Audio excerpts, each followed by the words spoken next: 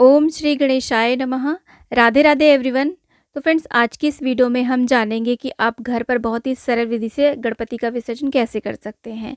तो देखिए, गणपति का जो विसर्जन है वो शाम के समय किया जाता है। तो यहाँ पर देखिए, शाम के समय जो आपने चौकी लगाई है वहाँ पर आप इस तरीके से जल के छींटे दे करके स्नान का भाव करा दें। फिर से धूप दीप करेंगे हम। 4 बजे के आसपास ये विसर्जन होता है, तो धूप दीप जला देंगे। उसके बाद में सभी को हम टीका करेंगे। तो ये डिपेंड करता है कि आपने कितने दिन की गणेश जी की स्थापना करी है, 1.5 दिन की करी है या फिर 3 दिन की, 5, 7 या फिर 10 दिन की। तो ये विसर्जन वाले दिन हमें पूजा करनी है। सुबह को तो पूजा करेंगे ही करेंगे, शाम के समय भी ऐसे पूजा की जाएगी। तो यहाँ पर सभी को टीका करके अक्षत अर्पित कर देंगे। गणेश भगवान को सिंदूर ज़रूर चढ़ा दें। इस तरीके से सभी को हम सिंदूर समर्पित कर देंगे और खुद भी आप टीका ज़रूर कर लें इस तरीके से। और इसके बाद में देखिए, गणेश जी को हम दूर्वा समर्पित करेंगे। तो यहाँ पर हमने देखिए, एक तो नई मूर्ति गणेश जी की लाए थे, उनका विसर्जन किया जाएगा। जो हमारे घर की मूर्ति है ना, उसका विसर्जन हमें नहीं करना है। तो जो डेली हम पूजा करते हैं ना, मंदिर में हमारी मूर्ति विराजमान रहती है गणपति की, उसको भी हम दूर्वा अर्पित कर देंगे। गुड़हल का फूल हो तो गुड़हल का, नहीं तो आप कोई भी लाल फूल अर्पित कर दें। माला हो तो आप माला भी चढ़ा दें। वरुण कलश देव का, मूषक राज का, दीपक का और इस तरीके से रिद्धि सिद्धि सभी का हम पूजन करेंगे। और उसके बाद में भोग लगाएंगे। आज के दिन कुछ ना कुछ मीठा आप अपने घर में ज़रूर बनाएं, क्योंकि देखिए, आज के दिन विदाई हो रही है गणपति की। उसके बाद में ऋतुफल का भोग लगा दें। और जब भी कोई हमारे घर से जाता है तो हम उसको दही और चीनी खिला करके ही बाहर भेजते हैं, विदा करते हैं। तो बप्पा को आप इस तरीके से दही चीनी का भोग लगाएं, पंचमेवा का भोग लगाएं, मीठे पान का भोग जरूर लगाएं और जल का भोग लगा दें। और उसके बाद में हम इस तरीके से गणपति बप्पा की आरती करेंगे। बहुत ही प्रेमपूर्ण भाव से आरती करेंगे यहाँ पर। और इसके बाद में देखिए, हम हाथ जोड़ करके प्रार्थना करेंगे कि हे गणपति बाप्पा, इतने दिन के लिए हमने आपकी स्थापना करी थी। इन दिनों में यदि हमसे, हमारे परिवार से किसी भी प्रकार की कोई गलती हो गई हो तो उसे क्षमा करना और हमारे परिवार पर अपनी कृपा दृष्टि सदैव बनाए रखना। इस तरीके से प्रार्थना करेंगे। और उसके बाद में यहाँ पर देखिए, गुलाल जरूर चढ़ाएं। आज के दिन भगवान के साथ में देखिए रंग खेला जाता है। जब विदाई होती है ना, उस दिन बहुत अच्छे से रंग खेला जाता है। तो गुलाल अर्पित कर दें। अगर आपके पास गुलाल है तो वो लगा दें, नहीं तो सिंदूर भी आप चढ़ा सकते हैं। इस तरीके से यहाँ पर हमने देखिए गुलाल लगा दिया है। आप खुद को भी गुलाल लगाएं। परिवार के सभी सदस्य बप्पा की विदाई में, जैसे हम बहुत ही धूमधाम से गणपति बप्पा को लेकर के आते हैं ना अपने घरों में, वैसे ही हमें बहुत ही धूमधाम से विदा भी करना है।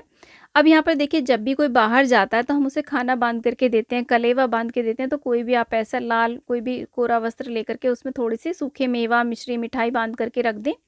पोटली बना करके दें, क्योंकि बप्पा बहुत ही दूर जा रहे हैं, अपनी माता पार्वती के पास में जा रहे हैं, जो कि सिर्फ 10 दिन के लिए हमारे पास आए थे इस पृथ्वी लोक में विचरण करने। तो बहुत दूर जाना है, तो उनके लिए कलेवा जरूर बांध करके बप्पा के पास में आप ऐसे रख दें। और इसके बाद में हम प्रार्थना करेंगे कि बप्पा आप जल्दी से फिर से आना। इस तरीके से हमारे परिवार में खुशहाली बनाए रखना और अगली साल आप जल्दी आना।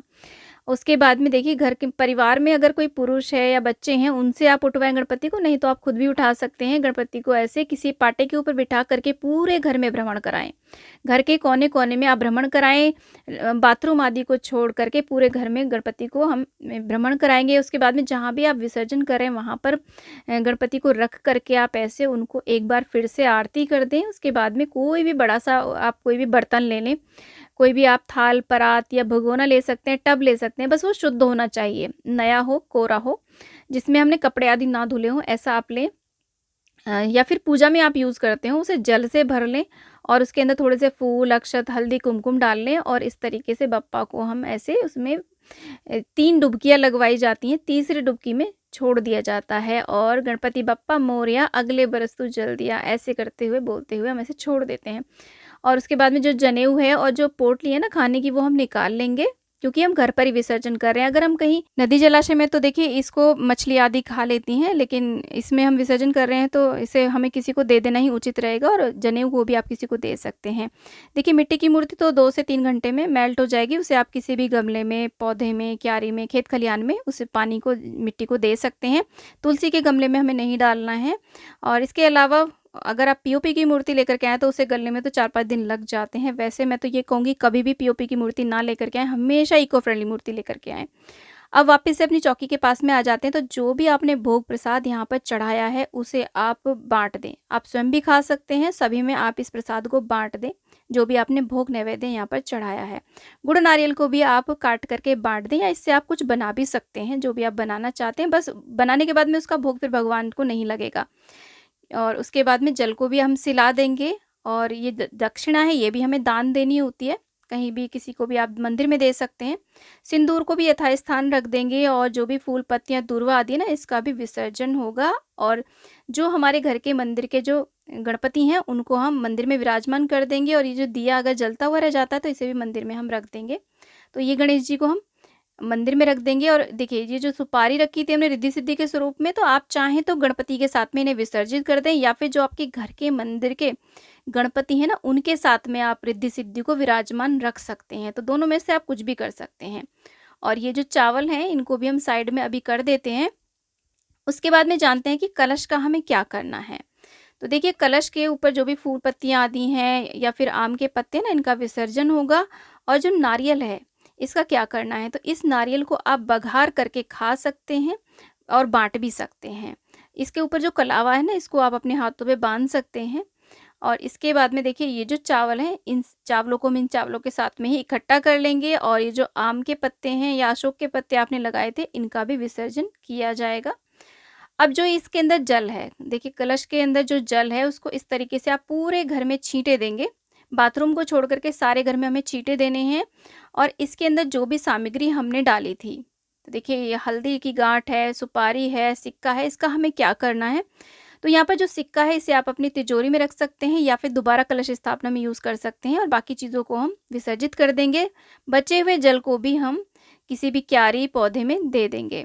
और चावलों को इकट्ठा करके आप इन चावलों को देखिए दान कर सकते हैं, इसके अंदर और चावल मिला करके, या किसी पशु पक्षी को आप खिला सकते हैं। जो वस्त्र हमने बिछाया था, इस वस्त्र को भी आप किसी को या तो दान कर दें, या पूजा में दोबारा से यूज़ कर सकते हैं। और जो भी डेकोरेशन आपने करी थी, उस सारी डेकोरेशन को आप यहाँ से हटा करके यथास्थान रख दें। तो ऐसे हमें गणपति का विसर्जन करना है।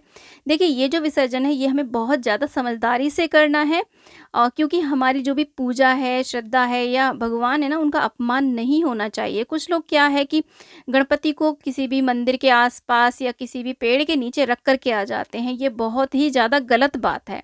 तो आप हमेशा इस साइज़ की मूर्ति और इको फ्रेंडली मूर्ति लेकर के आएँ, जिसका विसर्जन आप घर पर ही कर लें। आजकल तो देखिए, नगर निगम के द्वारा या फिर बहुत सारी कम्युनिटीज़ में बड़े-बड़े ड्रम रखे रहते हैं, आप उनमें भी अपने गणपति का विसर्जन कर सकते हैं। इधर-उधर आप अपने गणपति बप्पा को रख करके बिल्कुल भी ना आएँ, इससे हमें बहुत ज़्यादा दोष लगता है। आई होप आपको सारी बातें समझ में आ गई होंगी। फिर भी यदि कोई प्रश्न रह जाता है तो मुझे कमेंट बॉक्स में आप पूछ सकते हैं। मैं पूरी कोशिश करूँगी आपके प्रश्नों के उत्तर देने की। तो फ्रेंड्स, आज का ये वीडियो आपको कैसा लगा मुझे कमेंट बॉक्स में ज़रूर बताना। और अगर आज का ये वीडियो थोड़ा-सा भी यूज़फुल लगा तो प्लीज़ वीडियो को लाइक करना। और अगर आज आप हमारे चैनल पर नए आए हैं तो हिंदू रीति-रिवाज, तीज त्योहार से संबंधित वीडियोज़ देखने के लिए आप हमारे चैनल को सब्सक्राइब कर लेना, और वीडियो को ज़्यादा शेयर करना। और कमेंट बॉक्स में गणपति बप्पा की जय आप ज़रूर लिखना फ्रेंड्स। गणपति बप्पा आप सभी के जीवन में खुशहाली बनाए रखें, इसी कामना के साथ विदा लेती हूँ। मिलती हूँ एक और वीडियो में, तब तक के लिए जय गणेश भगवान। राधे राधे।